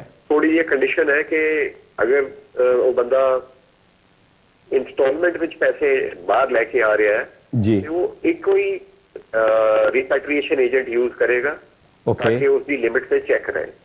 ठीक है। दूसरा बहुत इंपॉर्टेंट है कि जी उससे तुसी सारे टैक्सेस पे करने हैं तद ही वो बाहर भेजन की परमिशन मिलेगी। एक सीए का सर्टिफिकेट भी चाहिए, यानी ਤੁਹਾਡਾ ਸਰਟੀਫਿਕੇਟ ਜ਼ਰੂਰੀ? ਬਿਲਕੁਲ ਜੀ ਠੀਕ ਹੈ। ਸੋ ਸੰਦੀਪ ਜੀ, ਇੱਕ ਛੋਟਾ ਜਿਹਾ ਬ੍ਰੇਕ ਅਸੀਂ ਲਵਾਂਗੇ ਤੇ ਤੁਸੀਂ ਲਾਈਨ ਦੇ ਉੱਤੇ ਰਹੋ, ਔਰ ਮੇਰਾ ਖਿਆਲ ਹੈ ਜਿਹੜੀ ਜਾਣਕਾਰੀ ਤੁਸੀਂ ਦੇ ਰਹੇ ਹੋ ਇਹ ਕਾਫੀ ਇੰਪੋਰਟੈਂਟ ਹੈ, ਤੇ ਇੱਕ ਵਕਫੇ ਦੇ ਬਾਅਦ ਅਸੀਂ ਮਿਲਦੇ ਹਾਂ। Please be online.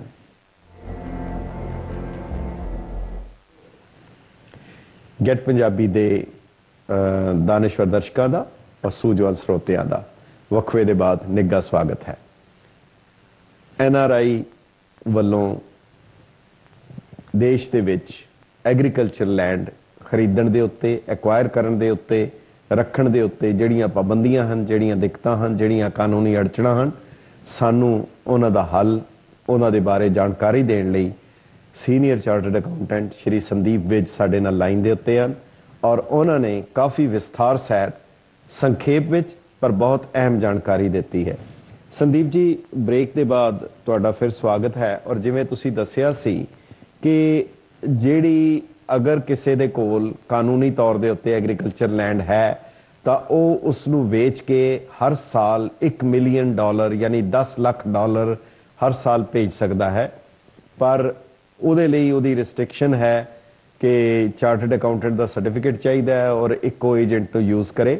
ਔਰ ਦੂਸਰੀ ਉਹਦੇ ਵਿੱਚ ਇਹ ਦੱਸੋ ਕਿ ਉਹਦੇ ਤੇ ਜਿਹੜਾ ਵੇਚ ਕੇ, ਕਿਉਂਕਿ ਟੈਕਸ ਸਰਕਾਰ ਨਹੀਂ ਛੱਡਦੀ ਭਾਵੇਂ ਜੋ ਕੁਝ ਹੋ ਜਾਏ, ਜਿਵੇਂ ਦਾਮਨ ਨੇ ਕਿਹਾ ਸੀ ਕਿ ਜ਼ਮੀਨ ਤੇ ਟੈਕਸ, ਮਕਾਨ ਤੇ ਟੈਕਸ, ਡਿਉੜੀ ਤੇ ਟੈਕਸ, ਦਲਾਨ ਤੇ ਟੈਕਸ, ਇਸੇ ਕਰਕੇ ਮੈਂ ਬਹੁਤਾ ਬੋਲਦਾ ਨਹੀਂ, ਲੱਗ ਜਾਏ ਨਾ ਮੇਰੀ ਜ਼ਬਾਨ ਤੇ ਟੈਕਸ। ਸੋ ਕੀ ਇਹਦੇ ਤੇ ਟੈਕਸ ਵੀ ਲੱਗਦਾ ਜੇ ਆਪਣੀ ਹੀ ਜ਼ਮੀਨ ਵੇਚ ਕੇ ਇੱਥੇ ਲਿਆਣਾ ਚਾਹੇ? मतलब प्रॉपर्टी दो तरह की डिस्क्राइब की गई है जी टैक्सेशन पर्पस ਲਈ जी। एक है ਜਿਹੜੀ प्रॉपर्टी म्युनिसिपल लिमिट्स ਦੇ ਵਿੱਚ ਹੈ, ਹਾਂਜੀ, ਜਾਂ उस डिस्टेंस ਦੇ ਵਿੱਚ ਹੈ ਜਿੰਨਾ ਸਰਕਾਰ ਨੇ ਨੋਟੀਫਾਈ ਕੀਤਾ ਹੋਇਆ ਜੀ।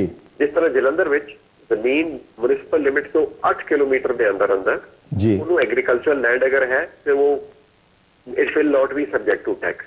अच्छा, ਇਹ ਅੰਮ੍ਰਿਤਸਰ ਲਈ ਡਿਸਟੈਂਸ 5 ਕਿਲੋਮੀਟਰ ਹੈ, ਲੁਧਿਆਣਾ ਲਈ 8 ਕਿਲੋਮੀਟਰ ਹੈ, ਹਰ ਸ਼ਹਿਰ ਲਈ ਅਲੱਗ-ਅਲੱਗ ਡਿਸਟੈਂਸ ਹੈ। ਠੀਕ ਹੈ। ਤੇ ਅਗਰ ਮੇਰੀ ਐਗਰੀਕਲਚਰਲ ਲੈਂਡ ਹੈ ਤੇ ਉਹ ਇਸ ਡਿਸਟੈਂਸ ਤੋਂ ਬਾਹਰ ਹੈ, ਮੈਂ ਅਗਰ ਵੇਚਦਾ ਹਾਂ ਤਾਂ then it is not subject to income tax. ਜੀ। ਉਸ ਤੋਂ अगर वो नहीं भी सब्जेक्ट है इनकम टैक्स तो मैनू फिर भी इंटरनेशनल टैक्सेशन डिवीजन तो अप्लाई करके nil deduction of tax at source का सर्टिफिकेट लेना है। ठीक है। नहीं तो जो आदमी मेरी जमीन खरीद रहा है उसकी लाइबिलिटी है कि वो ग्रॉस अमाउंट का जिन्ने की ट्रांजैक्शन हुई है 30% डिडक्ट करके मैनू पैसे देगा। ओके, मतलब 30% कट के फिर वो पेमेंट देगा टीडीएस का। अगर मैं सर्टिफिकेट ले सकता जी इंटरनेशनल टैक्सेशन डिवीजन तो जी पहली गल ये कह के जी ये जमीन पे टैक्स ही नहीं लगता तो मैनू नील टैक्स का सर्टिफिकेट दे रहे हो। जी जी जी। अगर ये जमीन म्युनिसिपल लिमिट के अंदर है या उस नोटिफाइड डिस्टेंस के अंदर है तो मैनू फिर इनकम टैक्स अपना कैलकुलेट करके देना पड़ेगा। ठीक है। उन्ना टैक्स कटवा के फिर मैनू पैसे मिल सकते हैं। ठीक है। सो संदीप जी ਤੁਹਾਡੀ ਅਸੀਂ ਬਹੁਤ ਸ਼ੁਕਰਗੁਜ਼ਾਰ ਹਾਂ ਆਪਣੇ ਦਰਸ਼ਕਾਂ ਵੱਲੋਂ, ਸਰੋਤਿਆਂ ਵੱਲੋਂ ਜਿਨ੍ਹਾਂ ਨੂੰ ਤੁਸੀਂ ਇੰਨੀ ਇੰਪੋਰਟੈਂਟ ਔਰ ਅਹਿਮ ਜਾਣਕਾਰੀ ਦਿੱਤੀ ਹੈ। ਮੇਰਾ ਅਖੀਰਲਾ ਤੁਹਾਨੂੰ ਸਵਾਲ ਹੈ, ਕਿਉਂਕਿ ਤੁਸੀਂ ਜਲੰਧਰ ਇਨਕਮ ਟੈਕਸ ਬਾਰ ਦੇ ਸੈਕਟਰੀ ਵੀ ਹੈਗੇ ਹੋ ਔਰ ਖੁਦ ਇਸ ਵਿਸ਼ੇ ਨਾਲ ਜੁੜੇ ਹੋ, ਤੇ ਤੁਸੀਂ ਕੀ ਰਾਏ ਦਿੰਦੇ ਹੋ ਕਿ ਐਨਆਰਆਈ ਕੀ ਕਰਨ ਤੇ ਤੁਸੀਂ ਉਹਨਾਂ ਲਈ ਕੀ ਕਰ ਸਕਦੇ ਹੋ? देखिए एनआरआईज ਲਈ अपने किसी फोरम पे पॉलिटिकल लेवल पे इशू टेकअप करना पड़ेगा क्योंकि लॉ विच इस तरह की कोई प्रोविजन नहीं कि एग्रीकल्चर लैंड मेरी बहुत सारे नॉन रेजिडेंट्स ले चुके ने उन्होंने रेगुलराइज किया जा सके जी। कोई एक स्कीम एक पॉइंट पे आ जाए कि इन्नी ड्यूरेशन विच जिन्ना जो कोई आदमी अपनी पुरानी लिती हुई लैंड की गलती खुद एडमिट कर ले for a small amount it should be regularised, कोई कंडीशंस लगा सकते हैं जी। Otherwise as far as the legal issue is concern वो तो बिल्कुल क्लियर है कि अदरवाइज नॉन रेजिडेंट जमीन नहीं होल्ड कर सकता। ठीक, so it's an uphill task but you are suggesting. हाँ जी ठीक है। ठीक है संदीप जी, ਤੁਹਾਡਾ ਅਸੀਂ ਬਹੁਤ ਸ਼ੁਕਰੀਆ ਅਦਾ ਕਰਦੇ ਹਾਂ। ਬਹੁਤ ਬਹੁਤ ਧੰਨਵਾਦ ਤੁਹਾਡਾ ਇਸ ਪ੍ਰੋਗਰਾਮ ਵਿੱਚ ਆਉਣ ਲਈ ਔਰ ਦਰਸ਼ਕਾਂ ਨੂੰ ਇਤਨੀ ਗੰਭੀਰ ਔਰ ਅਹਿਮ ਜਾਣਕਾਰੀ ਦੇਣ ਲਈ ਬਹੁਤ ਬਹੁਤ ਧੰਨਵਾਦ। Thank you very much. Thank you number sir, it was a pleasure coming on to your channel. Thank you sir, bye.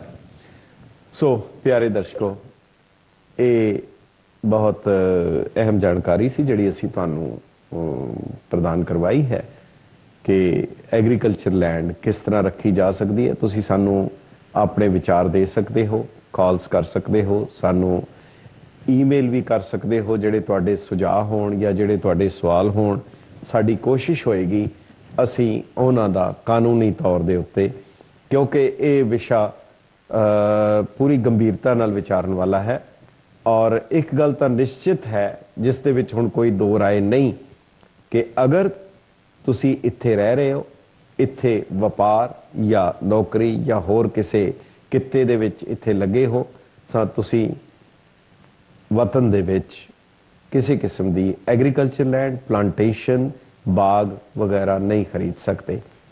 ਸੋ ਇਹ ਇੱਕ ਬਹੁਤ ਵੱਡੀ ਚੀਜ਼ ਹੈ। ਇਹਦੇ ਲਈ ਕੀ ਕਰਨਾ ਚਾਹੀਦਾ ਹੈ, ਨਹੀਂ ਕਰਨਾ ਚਾਹੀਦਾ, ਤੁਸੀਂ ਕੀ ਸੋਚਦੇ ਹੋ, ਇਹਦਾ ਕੀ ਹੱਲ ਹੈ? ਮਸਲਾ ਅਸੀਂ ਤੁਹਾਨੂੰ ਦੱਸ ਦਿੱਤਾ ਹੈ, ਇਹਦਾ ਹੱਲ ਤੁਹਾਡੇ ਹਿਸਾਬ ਨਾਲ ਕੀ ਹੈ? ਵਿਜ ਸਾਹਿਬ ਨੇ ਆਪਣੇ ਢੰਗ ਨਾਲ ਉਹਦਾ ਹੱਲ ਦੱਸਿਆ ਕਿ ਇਹ ਤਾਂ ਲੈਜਿਸਲੇਚਰ ਜਾਂ ਤੁਹਾਡੇ ਆਗੂ ਹੀ ਇਹਦਾ ਹੱਲ ਕਰ ਸਕਦੇ ਹਨ, ਵੈਸੇ ਇਸ ਦਾ ਥੱਲੇ ਦੇ ਲੈਵਲ ਦੇ ਉੱਤੇ ਕੋਈ ਹੱਲ ਨਹੀਂ। ਸੋ ਤੁਹਾਡੇ ਵਿਚਾਰਾਂ ਦਾ ਸਾਨੂੰ ਇੰਤਜ਼ਾਰ ਹੈ। ਹੈਲੋ ਹੈਲੋ हेलो, हाँ जी, कौन बोल रहे जी? मैं नंबर सिंह बोल रहा हूँ। हाँ जी, हुक्म करो। मैं ये कहना चाहना जी। कानून तो थोड़े होएगा। हाँ जी। कानून मुताबिक तुसी ठीक दसदे हो। हाँ जी। अज तक 30 साल हो गए कानून बने नूं, अज तक कोई नहीं फड़िया बंदा एनआरआई ते केस कीता। मैं ਤੁਹਾਨੂੰ ਇੰਨਾ ਕੁ ਦੱਸ ਦਿਆਂ ਕਿ ਬਹੁਤ ਵੱਡੀ ਗਿਣਤੀ ਦੇ ਵਿੱਚ ਕੇਸ ਚੱਲ ਰਹੇ ਆ, ਅਦਾਲਤਾਂ ਦੇ ਵਿੱਚ ਹੈਗੇ ਆ ਜੀ, ਬਹੁਤ ਵੱਡੀ ਗਿਣਤੀ ਦੇ ਵਿੱਚ। ਆਪ ਵੇਚ ਕੇ ਆਇਆ 7-8 ਸਾਲ ਹੋ ਗਏ ਜੀ। ਤੁਹਾਡੇ ਨਿਊਯਾਰਕ ਦੇ ਸਿਟੀਜ਼ਨ ਨੇ ਲਈ ਆ। ਹਾਂ ਜੀ। ਸਾਡੇ ਰਿਸ਼ਤੇਦਾਰ ਆਏ ਆ ਵੇਚ ਕੇ। ਇਹ ਜਿਹੜਾ 30 ਸਾਲ ਦਾ ਕਾਨੂੰਨ ਬਣਿਆ, ਅਗਲੇ 100 ਸਾਲ ਤੱਕ ਕੋਈ ਨਹੀਂ ਪੁੱਛਦਾ। ਪੰਜਾਬ ਦੇ ਵਿੱਚ ਕਾਨੂੰਨ ਨਾਲ ਦੀ कोई चीज नहीं है। ठीक ठीक है ਇਹ ਜੀ ਬਹੁਤ ਬਹੁਤ ਧੰਨਵਾਦ ਤੁਸੀਂ ਜਿਹੜੀ ਰਾਏ ਦਿੱਤੀ ਹੈ ਤੇ ਮੇਰੀ ਤੇ ਗੁਜ਼ਾਰਿਸ਼ ਇਹੀ ਹੋਏਗੀ ਕਿ ਇੰਨਾ ਵੱਡਾ ਰਿਸਕ ਨਾ ਲਿਆ ਜਾਏ ਤੇ ਜੇ ਤੁਸੀਂ ਕਹਿੰਦੇ ਹੋ ਤੁਸੀਂ ਆਪਣੇ ਰਿਸ਼ਤੇਦਾਰ ਨੂੰ ਵੇਚੀ ਹੈ ਤੇ ਇੱਕ ਮਿਹਰਬਾਨੀ ਕਰਨਾ ਉਹਨਾਂ ਦਾ ਨਾਂ ਨਾ ਦੱਸਣਾ ਕਿਸੇ ਨੂੰ ਤੁਹਾਡੀ ਬੜੀ ਮਿਹਰਬਾਨੀ ਬਹੁਤ ਬਹੁਤ ਸ਼ੁਕਰੀਆ ਹੈਲੋ ਪਲੀਜ਼ ਟੀਵੀ ਦੀ ਆਵਾਜ਼ ਬੰਦ ਕਰਕੇ ਸਾਡੇ ਨਾਲ ਗੱਲ ਕਰੋ ਤੇ ਤੁਹਾਡੀ ਬੜੀ ਮਿਹਰਬਾਨੀ हेलो तुसी टीवी दी आवाज बंद करोगे ਤੁਹਾਡੀ आवाज आएगी नहीं तो ਤੁਹਾਡੀ आवाज नहीं आएगी मेहरबानी करके ये हेलो हाँ जी भाई साहब जदों गल करदे हो टीवी दी आवाज बंद कर दिया करो नहीं तो ठीक है जी हाँ जी हुक्म करो जी हाँ जी पहले तो मैं रिक्वेस्ट कर रहा है ना कि दास साहब टीवी ते दिखाई दे ना शुभ नाम की है मैं गुरचरणजीत सिंह लांबा ਗੁਰਚਰਨਜੀਤ ਸਿੰਘ ਲਾਂਬਾ ਹੈ ਜੋ ਤੁਸੀਂ ਜੀ ਤੇ ਤੁਸੀਂ ਹੋਈ ਐਜੀਟੇਸ਼ਨ ਲੈਂਡ ਬਾਰੇ ਦਾ ਬਹੁਤ ਕੁਝ ਦੱਸਿਆ ਹੈਗਾ ਜੀ ਤੇ ਮੇਰੀ ਰਿਕੁਐਸਟ ਹੈ ਕਿ ਜਿਹੜੀ ਸ਼ਹਿਰੀ ਪ੍ਰਾਪਰਟੀ ਹੈ ਜੀ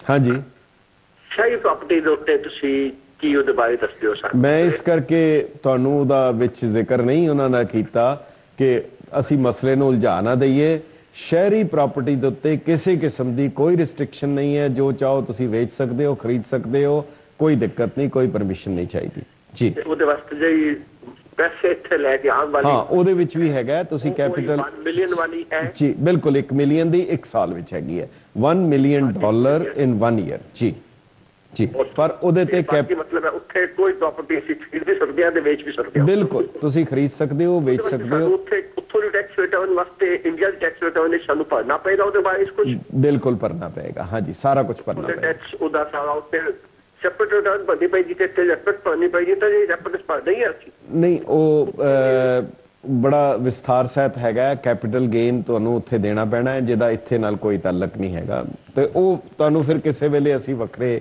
ਪ੍ਰੋਗਰਾਮ ਵੀ ਜਾਂ ਤੁਹਾਡਾ ਕੋਈ ਸਵਾਲ ਹੈਗਾ ਇਹਦੇ ਬਾਰੇ ਤੁਸੀਂ ਸਾਨੂੰ ਈਮੇਲ ਕਰ ਦਿਓ ਜਵਾਬ ਅਸੀਂ ਜ਼ਰੂਰ ਤੁਹਾਨੂੰ ਦਵਾ ਦੇਵਾਂਗੇ ਸਾਡਾ ਈਮੇਲ ਐਡਰੈਸ ਅਸੀਂ ਸਾਹਮਣੇ ਲਿਖ ਰਹੇ ਹਾਂ ਜੀ ਹੁਣੇ ਸ਼ੋ ਕਰਾਂਗੇ ਸਕਰੀਨ ਦੇ ਉੱਤੇ ਸਾਡਾ ਈਮੇਲ ਐਡਰੈਸ ਆ ਜਾਏਗਾ ਤੁਸੀਂ ਉਸ ਚਰਨਜੀਤ ਸਿੰਘ ਲਾਂਬਾ ਹਾਂਜੀ ਨਾਮ ਦੱਸਿਆ ਆਪਣਾ ਜੀ ਜੀ ਇਹ ਤੁਸੀਂ ਉਹੀ ਲਾਂਬਾ ਸਾਹਿਬ ਜਿਹਨਾਂ ਦਾ 10 ਜਨ ਦੇ ਬਾਰੇ ਵਿੱਚ ਤਾਂ ਨਾਮ ਆ ਰਿਹਾ ਹੈਗਾ ਹਾਂ ਜੀ ਬਿਲਕੁਲ ਉਸ ਦੇ ਉੱਤੇ ਫਿਰ ਬਾਅਦ ਵਿੱਚ ਗੱਲ ਕਰਾਂਗੇ ਤੇ ਜ਼ਰੂਰ ਤੁਹਾਡਾ ਅਗਰ ਉਹਦੇ ਬਾਰੇ ਵੀ ਕੋਈ ਸਵਾਲ ਹੈ ਉਹ ਵੀ ਸਾਨੂੰ ਈਮੇਲ ਕਰ ਦੇਣਾ ਬੜੀ ਮਿਹਰਬਾਨੀ ਧੰਨਵਾਦ ਹੈਲੋ हेलो हाँ जी सत श्री अकाल लांबा साहब सत श्री अकाल कौन बोल रहे जी मैं ओहायो तो बोलना करनैल सिंह जी करनैल सिंह जी जी आया ना हुक्म करो मेरा एक क्वेश्चन आ कि ਜਦੋਂ ਆਪਾਂ ਉਥੋਂ ਜ਼ਮੀਨ ਵੇਚ ਕੇ $10 ਲੱਖ ਤੱਕ ਇੱਥੇ ਲੈ ਕੇ ਆਉਨੇ ਆ ਹਾਂ ਜੀ ਇੱਥੇ ਵੀ ਆਪਾਂ ਨੂੰ ਟੈਕਸ ਦੇਣਾ ਪੈਂਦਾ ਫਿਰ ਇੱਥੇ ਦਾ ਕਾਨੂੰਨ ਜਿਹੜਾ ਹੈਗਾ ਇੱਥੇ ਵੀ ਕੈਪੀਟਲ ਗੇਨ ਹੈਗਾ ਪਰ ਉਹ ਕਿਸ ਤਰ੍ਹਾਂ ਲੱਗਣਾ ਹੈਗਾ ਉਹ ਤੁਹਾਨੂੰ ਇੱਥੇ ਆਪਣੇ ਲੋਕਲ ਸੀਏ ਨਾਲ ਜਾਂ ਜਿਹੜਾ ਤੁਹਾਡਾ ਅਕਾਊਂਟੈਂਟ ਹੋਣ ਉਹਨਾਂ ਨਾਲ ਗੱਲ ਕਰਨੀ ਪੈਣੀ ਹੈ ਇੱਥੇ ਦੀਆਂ ਲਿਮਿਟੇਸ਼ਨਸ ਕੁਝ ਹੋਰ ਹੈਗੀਆਂ ਉਹ ਤੁਹਾਨੂੰ ਇੱਥੇ ਕਰਨੀ ਪੈਣੀ ਹੈ ਮੈਂ ਉੱਥੇ ਦਾ ਤੁਹਾਨੂੰ ਦੱਸ ਸਕਦਾ ਇੱਥੇ ਬਾਰੇ ਮੈਂ ਅਜੇ ਤੁਹਾਨੂੰ ਕਨਫਿਊਜ਼ ਨਹੀਂ ਕਰਨਾ ਚਾਹੁੰਦਾ ਜੀ ਮਿਹਰਬਾਨੀ ਥੈਂਕ ਯੂ ਠੀਕ ਹੈ ਸ਼ੁਕਰੀਆ ਥੈਂਕ ਯੂ ਹੈਲੋ ਜੀ ਤੁਸੀਂ ਆਪਣੇ ਟੀਵੀ ਦੀ ਆਵਾਜ਼ ਬੰਦ ਕਰ ਦਿਓ ਦੋਨੋਂ ਹੱਥ ਜੋੜ ਕੇ ਬੇਨਤੀ ਹੈ ਹੈਲੋ ਤੁਸੀਂ ਟੀਵੀ ਦੀ ਆਵਾਜ਼ ਬੰਦ ਕਰੋ ਜੇ ਗੱਲ ਕਰਨਾ ਚਾਹੁੰਦੇ ਹੋ भाई साहब ये गल करनी है मैं ट्रांसफर करा हेलो साहब हाँ जी कौन बोल रहे जी हाँ जी मैं कुलजिंदर बोल रहा जी न्यू जर्सी अटलांटिक तो जी हुक्म करो कुलजिंदर जी बहुत मेहरबानी तुसी बहुत ही वधिया और मैं मेरा ख्याल है कि मैं जो गल सुनी मैंने तो बहुत इस गल की कि सानू तो बिल्कुल ही पता नहीं है मैं तुहानू ये गल दसां कि मेरा ख्याल पंजाब दा तां कोई बंदा भी नहीं होगा जिहड़ा कि इस कानून के दायरे च नहीं आऊगा जो तुसीं गल दसी अज बिल्कुल सही कह रहे हैं तां ही करके साडा आपां पिंडां तो आए हां ते असीं तां सब तो पहला ये हुंदा है कि पैसे वाए करके हाँ जी ते कोई ना कोई जमीन दा टुकड़ा खरीदी उत्थे अपने नाल हाँ जी ते मैनूं तो इन्नी मतलब हैरानी हुई इस गल दी कि मेरा ख्याल है कि पंजाबी दा कोई भी नहीं इहदे मतलब ਜਿਹੜਾ ਕਿ ਨਾ ਕਿ ਇਸ ਕਾਨੂੰਨ ਦੇ ਅੰਦਰ ਜਿਹੜਾ ਜਿਹਨੇ ਕਿ ਮਤਲਬ ਇਲੀਗਲ ਹੋਊਗਾ ਇਸ ਗੱਲ ਦੇ ਤੇ ਇਹਦੇ ਤਾਂ ਬੜਾ ਜ਼ਰੂਰੀ ਆ ਕਿ ਸਾਨੂੰ ਇਕੱਠੇ ਹੋ ਕੇ ਕੋਈ ਇਹਦੇ ਵਿੱਚ ਕੋਈ ਪ੍ਰੋਵੀਜ਼ਨ ਗਵਰਨਮੈਂਟ ਤੋਂ ਆਪਾਂ ਪਾ ਸਕੀਏ ਕਿ ਨਹੀਂ ਤੇ ਪਰ ਪਰ ਜਿਵੇਂ ਤੁਸੀਂ ਮੈਂਸ਼ਨ ਕੀਤਾ ਕਿ ਜਿਹਨੇ ਪਹਿਲਾਂ ਲੈ ਚੁੱਕਿਆ ਉਹਨੂੰ ਕੋਈ ਪ੍ਰੋਵੀਜ਼ਨ ਵੀ ਹੈ ਨਹੀਂ ਉਹਦੇ ਵਿੱਚ ਆਪਾਂ ਜਿਹਨੂੰ ਕਿ ਆਪਾਂ ਅਮੈਂਡ ਕਰ ਸਕਦੇ ਹਾਂ। ਨਹੀਂ ਕਰ ਸਕਦੇ, ਨਹੀਂ ਕਰ ਸਕਦੇ। ਅਫਸੋਸਨਾਕ ਹਾਲਤ ਇਹ ਹੈਗੀ ਹੈ। ਅਸੀਂ ਕਰ ਤੁਸੀਂ ਲਾਈਨ ਦੇ ਉੱਤੇ ਰਹੋ, ਅਸੀਂ ਇੱਕ ਛੋਟੇ ਜਿਹੇ ਵਕਫੇ ਦੇ ਬਾਅਦ ਤੁਹਾਡੇ ਨਾਲ ਫਿਰ ਇਹ ਗੱਲਬਾਤ ਜਾਰੀ ਰੱਖਾਂਗੇ। ਇੱਕ ਵਕਫੇ ਦੇ ਬਾਅਦ।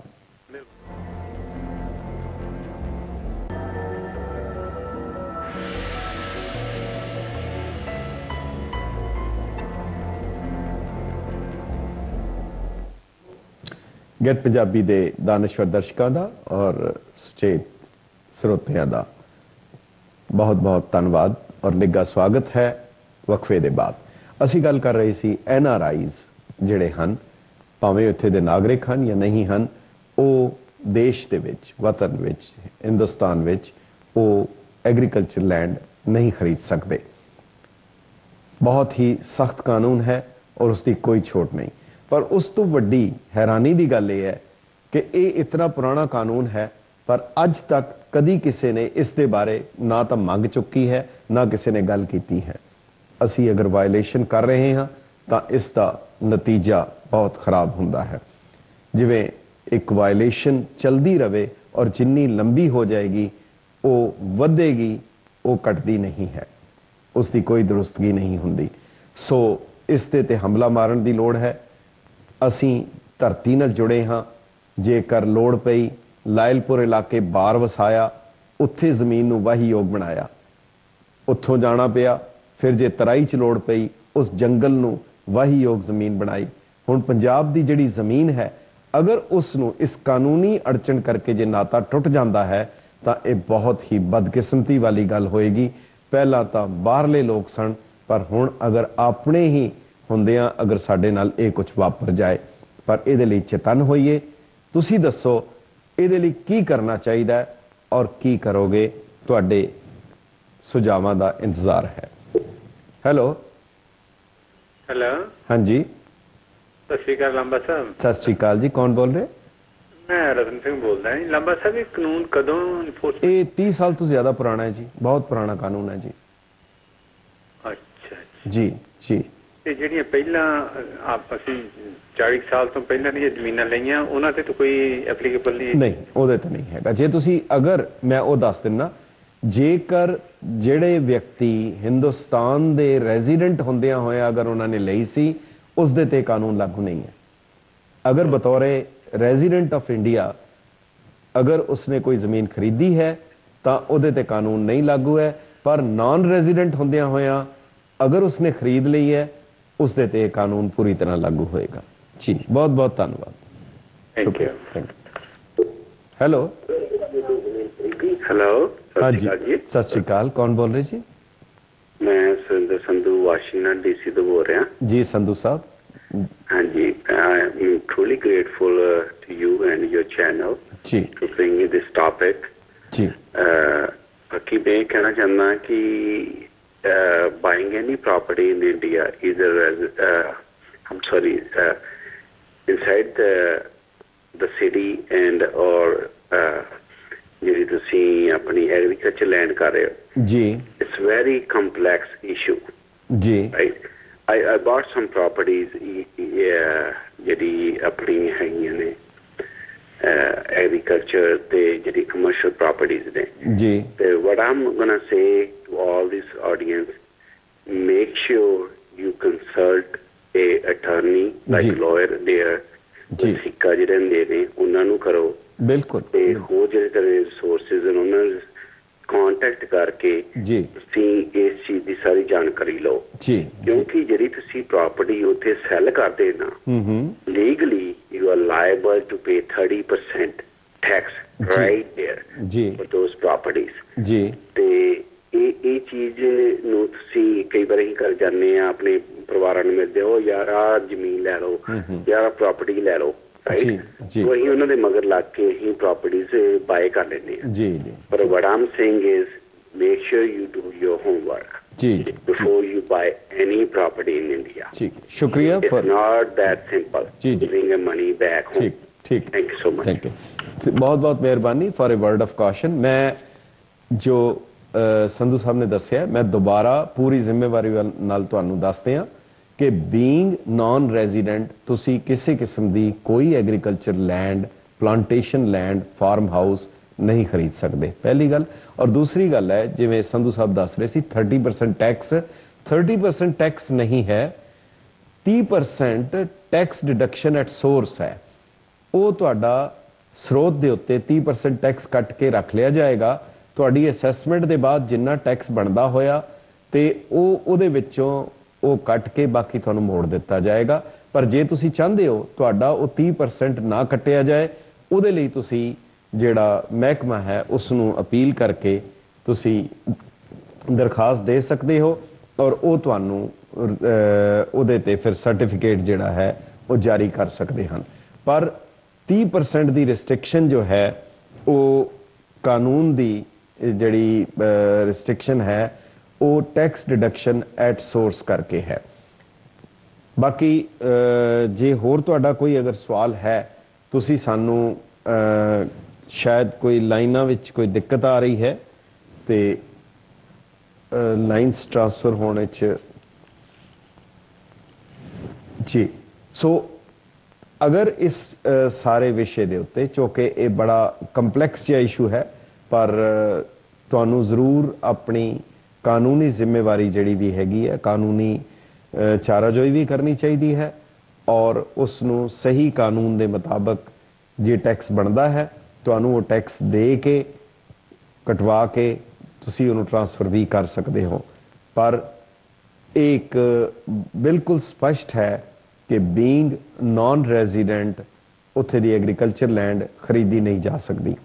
ਹੁਣ ਇਸ ਦੇ ਲਈ ਚਾਰਾਜੋਈ ਕੀ ਕਰਨੀ ਹੈ, ਕਿਵੇਂ ਤੁਸੀਂ ਇਸ ਮਸਲੇ ਨੂੰ ਕਿਸ ਪੱਧਰ ਦੇ ਉੱਤੇ ਹੱਲ ਕਰਵਾ ਸਕਦੇ ਹੋ, ਕਿਉਂਕਿ ਅੱਜ ਤੱਕ ਕੇਵਲ ਜੇ ਇਸ ਦੇ ਬਾਰੇ ਕੋਈ ਗੱਲ ਹੋਈ ਹੈ ਤਾਂ ਟੋੜਾ ਸਾਹਿਬ ਨੇ ਇੱਕ ਵਾਰ ਕੀਤਾ ਸੀ ਭਾਰਤ ਸਰਕਾਰ ਨੂੰ, ਪਰ ਉਸ ਦੇ ਬਾਅਦ ਉਹ ਗੱਲ ਸੁਣੀ ਨਹੀਂ ਗਈ ਔਰ ਉਸ ਦੇ ਬਾਅਦ ਕਿਸੇ ਕਿਸਮ ਦੀ ਫਰਦਰ ਕਾਰਵਾਈ ਉਸ ਦੇ ਉੱਤੇ ਨਹੀਂ ਹੋਈ ਹੈ। ਸੋ ਇਹ ਬਹੁਤ ਅਹਿਮ ਮਸਲਾ ਹੈ ਜਿਹੜਾ ਕੇਵਲ ਇੱਕ ਵਿਅਕਤੀ ਨੂੰ ਨਹੀਂ ਬਲਕਿ ਜਿਹੜੇ ਵੀ ਬਾਹਰ ਰਹਿ ਰਹੇ ਹਨ ਉਹਨਾਂ ਸਾਰਿਆਂ ਦੇ ਉੱਤੇ ਲਾਗੂ ਹੈ। ਹੈਲੋ ਹੈਲੋ ਹੈਲੋ ਹਾਂਜੀ ਕੌਣ ਬੋਲ ਰਹੇ ਜੀ? ਮੈਂ ਬਲਿਹਾਰ ਗਿੱਲ ਬੋਲਦਾ ਜੀ। ਹਾਂਜੀ ਗਿੱਲ ਸਾਹਿਬ ਦੱਸੋ, ਹੁਕਮ ਕਰੋ, ਕੀ ਕਹਿਣਾ ਚਾਹੁੰਦੇ ਹੋ? ਤੁਸੀਂ ਲਾਂਬਾ ਸਾਹਿਬ ਬੋਲ ਰਹੇ? ਬੋਲ ਰਹੇ ਜੀ ਮੈਂ ਭਾਈ ਸਾਹਿਬ। ਹਾਂਜੀ ਹੁਕਮ ਕਰੋ ਭਾਜੀ। ਤੁਹਾਡਾ ਪ੍ਰੋਗਰਾਮ ਸੁਣਦੇ ਸੀਗੇ ਚੱਲਦਾ ਆ ਜੀ। ਉਹ ਇਹ ਜਿੱਦਾਂ ਤੁਹਾਡਾ ਪ੍ਰੋਗਰਾਮ ਦੇਖ ਰਹੇ ਸੀਗੇ, ਇਹ ਜਿਹੜੀ ਪ੍ਰਾਪਰਟੀ ਬਾਰੇ ਤੁਸੀਂ ਗੱਲ ਕਰ ਰਹੇ ਆ। ਹਾਂਜੀ ਭਾਈ ਸਾਹਿਬ ਹੁਕਮ ਕਰੋ, ਦੱਸੋ ਕੀ ਕਹਿਣਾ ਚਾਹੁੰਦੇ ਹੋ? ਇਹਦਾ ਜਿੱਦਾਂ ਸਾਨੂੰ ਤਾਂ ਪਤਾ ਨਹੀਂ, ਜਿੱਦਾਂ ਹੁਣ ਤੁਹਾਡੇ ਕੋਲ ਪਤਾ ਲੱਗਾ ਵੀ 30 ਸਾਲ ਹੋ ਗਏ। ਹਾਂਜੀ। ਤੇ ਇਹ ਜਿੱਦਾਂ ਅਸੀਂ ਦੋ ਬ੍ਰਦਰ ਆ ਤਾਂ ਮੈਂ ਇੰਡੀਆ ਵਿੱਚ ਰਹਿੰਦਾ ਸੀਗਾ। ਹਾਂਜੀ। ਤੇ ਉਦੋਂ ਅਸੀਂ ਪ੍ਰਾਪਰਟੀ ਉਹ ਖਰੀਦੀ ਆ ਤਾਂ ਉਸ ਬ੍ਰਦਰ ਦੇ ਨਾਮ ਵੀ ਮੈਂ ਕਰਾਈ ਆ ਜਿਹੜਾ ਬਾਹਰ ਸੀਗਾ ਜਿਹਦਾ ਸਿਟੀਜ਼ਨ। ਹਾਂਜੀ। ਤੇ ਇਹ ਜਿੱਦਾਂ ਉਹ ਪ੍ਰਾਪਰਟੀ ਦਾ ਹੁਣ ਕਿੱਦਾਂ ਕੀ ਹੋ ਸਕਦਾ ਹੋਵੇ ਸਾਨੂੰ ਤਾਂ ਕਿਸੇ ਨੇ ਦੱਸਿਆ ਜੇ ਮੈਂ ਦੱਸਦਾ ਜੀ, ਜੇ ਤੁਸੀਂ ਉਹ ਜਾਇਦਾਦ ਉਹ ਐਗਰੀਕਲਚਰ ਲੈਂਡ ਜਦੋਂ ਤੁਸੀਂ ਉੱਥੇ ਰਹਿੰਦੇ ਸੀ ਉੱਥੇ ਦੇ ਰੈਜ਼ੀਡੈਂਟ ਸੀ ਅਗਰ ਖਰੀਦੀ ਹੈ ਉਹ ਬਿਲਕੁਲ ਉਹਦੇ 'ਚ ਕੋਈ ਦਿੱਕਤ ਨਹੀਂ ਹੈ। ਪਰ ਜੇਕਰ ਅਗਰ ਇੱਥੋਂ ਦੇ ਰੈਜ਼ੀਡੈਂਟ ਬਣਨ ਤੋਂ ਬਾਅਦ ਤੁਸੀਂ ਅਗਰ ਖਰੀਦੀ ਹੈ ਉਹਦੇ ਵਿੱਚ ਦਿੱਕਤ ਹੈ ਜੀ। ਉਹਦੇ ਵਿੱਚ ਦਿੱਕਤ ਹੈ? ਅੱਛਾ। ਹਾਂ ਬਲ ਤੁਹਾਨੂੰ ਕੋਈ ਦਿੱਕਤ ਨਹੀਂ ਫਿਰ? ਹਾਂਜੀ ਜਿੱਦਾਂ ਜਿਹੜੀ ਸਾਡੇ ਬਾਬੇ ਦੀ ਜਾਇਦਾਦ ਹੈ ਜਿੱਦਾਂ। ਹਾਂਜੀ ਹਾਂਜੀ ਹਾਂਜੀ ਉਹਦੇ 'ਚ ਵੀ ਕੋਈ ਦਿੱਕਤ ਨਹੀਂ ਹੈ। ਉਹ ਜਿੱਦਾਂ ਸਾਡੇ ਡੈਡੀ ਦੇ ਨਾਂ ਉਹਨੇ ਜਿੱਦਾਂ ਵਸੀਅਤ ਕਰਾਈ ਹੋਆ, ਉਹ ਮੇਰਾ ਡੈਡੀ ਵੀ ਜਿਹੜਾ ਉਹ ਵੀ ਜਿੱਦਾਂ ਸਿਟੀਜ਼ਨ ਹੈ ਬਾਹਰਲਾ। ਹਾਂ ਨਹੀਂ ਉਹ ਰੱਖ ਸਕਦੇ ਆ, ਉਹ ਰੱਖ ਸਕਦੇ ਆ, ਜਿਹੜੀ ਵਿਰਾਸਤੀ ਹੈਗੀ ਹੈ ਜੀ ਉਹ ਵੀ ਰੱਖ ਸਕਦੇ ਆ ਜੀ। ਅੱਛਾ ਜੀ ਠੀਕ ਹੈ ਜੀ, ਬਹੁਤ ਬਹੁਤ ਮਿਹਰਬਾਨੀ, ਥੈਂਕ ਯੂ। ਓਕੇ ਜੀ ਓਕੇ ਥੈਂਕ ਯੂ। ਹੈਲੋ ਹਾਂਜੀ ਸਤਿ ਸ਼੍ਰੀ ਅਕਾਲ ਨੰਬਰ ਸਰ। ਸਤਿ ਸ਼੍ਰੀ ਅਕਾਲ ਜੀ, ਕੌਣ ਬੋਲ ਰਹੇ?